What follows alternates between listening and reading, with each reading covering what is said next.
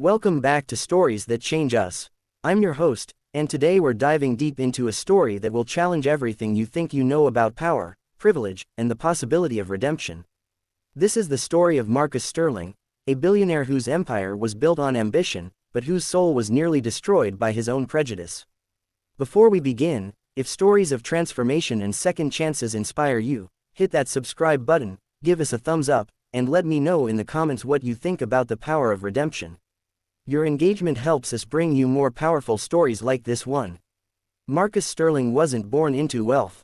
He grew up in a modest two-bedroom apartment in Detroit, where his mother worked double shifts at a factory and his father drove trucks cross-country. The Sterling family knew the value of hard work, but they also knew the sting of being overlooked, underestimated, and sometimes forgotten entirely. As a child, Marcus watched his parents struggle to make ends meet. He saw how they were treated differently at the bank, how store clerks followed them around, how opportunities seemed to slip through their fingers despite their best efforts. But instead of developing empathy for others facing similar struggles, Marcus made a different choice. He decided that power was the only protection against humiliation. At 12 years old, Marcus Sterling made himself a promise: he would never be powerless again. He would climb so high that no one could ever look down on him. What he didn't realize was that this very promise would one day make him the person looking down on others. Marcus threw himself into his studies with an intensity that worried his parents. While other kids played video games or hung out at the mall, Marcus was reading business magazines, learning about the stock market, and dreaming of corporate boardrooms. He earned a full scholarship to Michigan State, then Harvard Business School.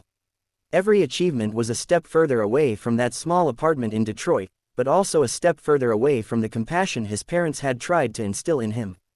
By 25, Marcus had his first million. By 30, he'd built Sterling Enterprises from the ground up. By 35, he was worth more than most small countries. But success, as Marcus would learn, doesn't automatically come with wisdom. The higher Marcus climbed, the smaller everyone else appeared to him. He began to see people not as individuals with their own struggles and dreams, but as tools to be used or obstacles to be removed. And unfortunately, his prejudices began to show in ways that would haunt him for years to come. By 2020, Sterling Enterprises was a global powerhouse. Real estate, technology, media, hospitality, Marcus had his fingers in every profitable pie. His Chicago headquarters occupied an entire city block, a gleaming testament to what determination and ruthless ambition could achieve.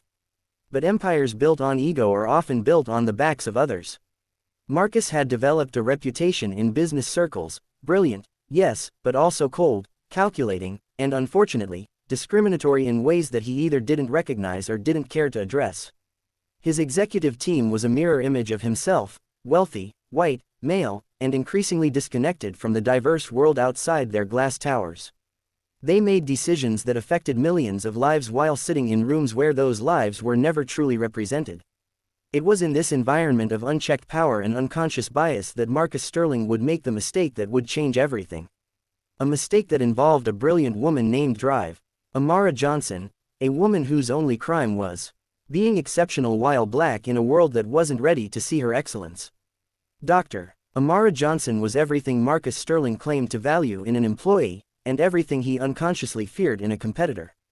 She held a PhD in urban development from Columbia, an MBA from Wharton, and had spent 15 years transforming struggling communities into thriving neighborhoods without displacing the families who called them home. Amara's approach was revolutionary. She believed that development should lift up existing communities rather than push them out. Her methods had saved thousands of families from displacement while still generating substantial profits for investors. She was, by every measure, exactly what Sterling Enterprises needed for their new community development initiative. But Amara was also a black woman in a field dominated by white men, and she had learned to navigate spaces where her competence was constantly questioned, her ideas were often credited to others, and her very presence was sometimes seen as a threat to the status quo. When Amara walked into the Sterling Enterprises building that Tuesday morning in March, she carried with her a proposal that could have revolutionized urban development across America. She had charts, projections, case studies, and a passion for her work that was infectious to anyone willing to listen. What she didn't know was that Marcus Sterling had already made up his mind about her before she'd even said a word. We're just getting started with this incredible story of pride, prejudice, and ultimately, redemption. If you're finding this story compelling, please hit that like button, it really helps us reach more people with these important stories. And don't forget to subscribe for more content like this. Now, let's dive into what happened when these two powerful forces collided. The Sterling Enterprises boardroom was a monument to intimidation. Floor-to-ceiling windows offered a commanding view of Chicago's skyline, while the massive mahogany table could seat 20 executives comfortably. Everything about the room was designed to make visitors feel small and supplicants feel grateful for the audience. Dr. Amara Johnson entered the room at exactly 2 p.m., as scheduled. She wore a tailored navy suit, carried a leather portfolio that had seen her through countless successful presentations, and radiated the quiet confidence of someone who knew their worth. Marcus Sterling sat at the head of the table, flanked by his usual circle of yes-men and decision-makers. He barely looked up from his phone when Amara entered, a slight that she noticed but chose to ignore. She had dealt with worse. "Good afternoon, everyone," Amara began, her voice clear and professional. "Thank you for this opportunity to present my vision for community-centered development." For the next 30 minutes, Amara delivered what should have been a career-defining presentation. She outlined a development strategy that would revitalize Chicago's South Side while preserving its cultural identity and ensuring current residents could afford to stay. Her financial projections showed profits that would make Sterling Enterprises billions while creating thousands of jobs and improving hundreds of thousands of lives. But Marcus Sterling wasn't listening to her words.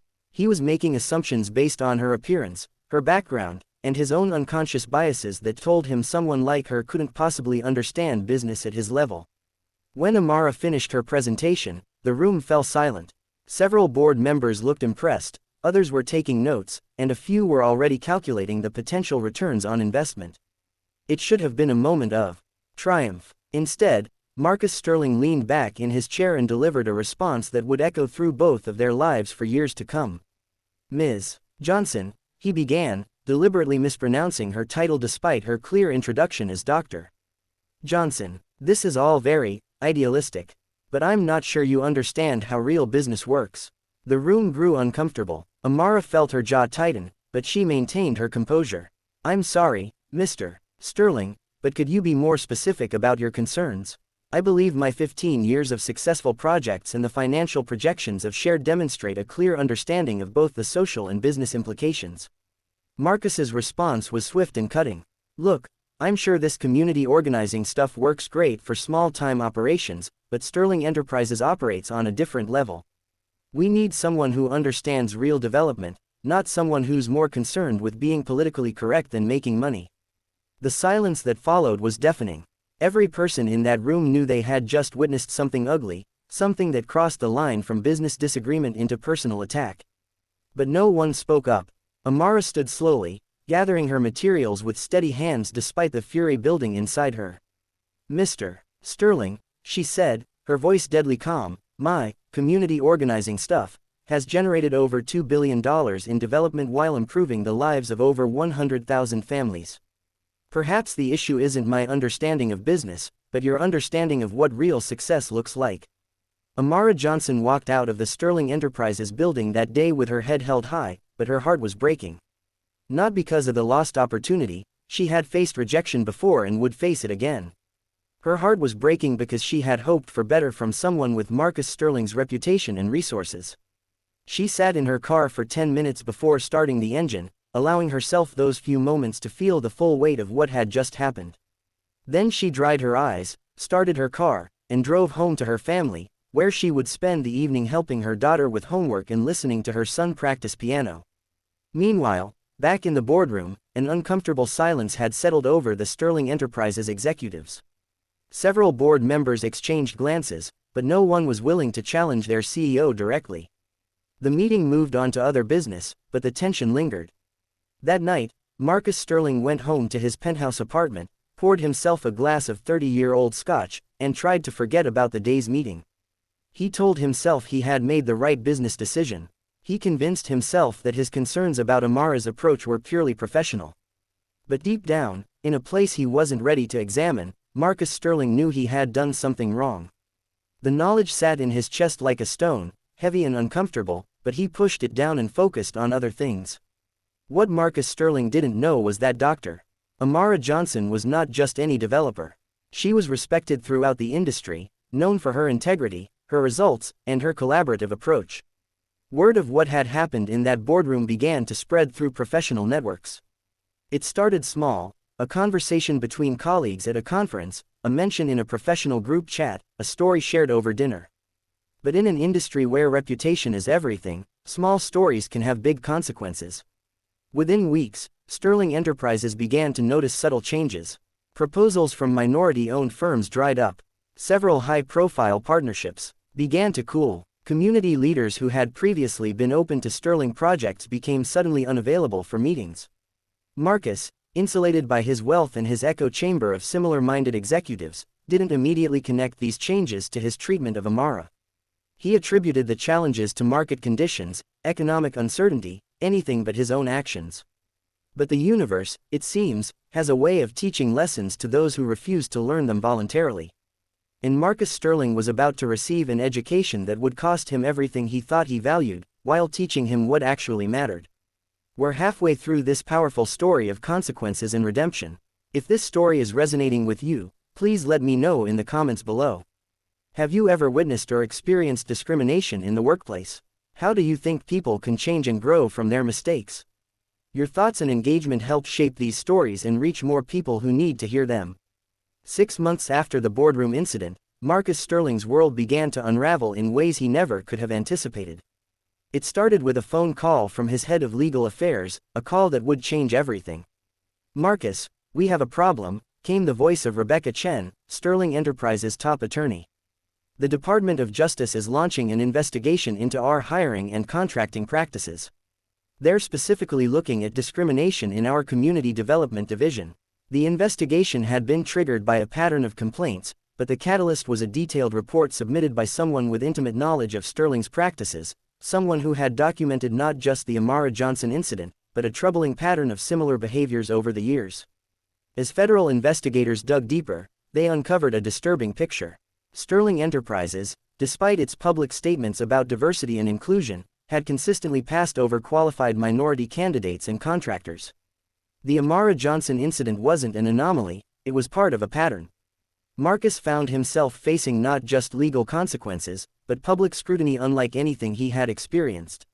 News outlets began running stories about the Sterling Standard, a term that became synonymous with corporate discrimination disguised as business acumen.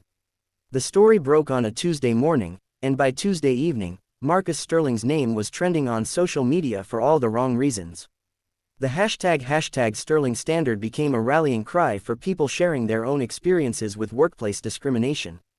Dr. Amara Johnson, who had initially chosen to handle the situation privately, found herself thrust into the spotlight when recordings of the boardroom meeting surfaced. Someone had been recording, and Marcus's dismissive comments were now playing on news stations across the country. "This is all very idealistic. But I'm not sure you understand how real business works," played Marcus's voiceover images of Amara's impressive resume and track record. The contrast was stark and damning. Amara handled the media attention with the same grace and professionalism she had shown in that boardroom. When interviewed, she didn't attack Marcus personally, but spoke instead about the broader issues of systemic discrimination and the need for real change in corporate America. "This isn't about one man or one company," she said in an interview that would be viewed millions of times. "This is about a system that consistently undervalues the contributions of people who don't fit a certain profile. We can do better, and we must do better." Her measured response only made Marcus's behavior look worse by comparison. The financial consequences came swift and severe. Major investors began pulling out of Sterling Enterprises, citing concerns about the company's culture and potential legal liabilities.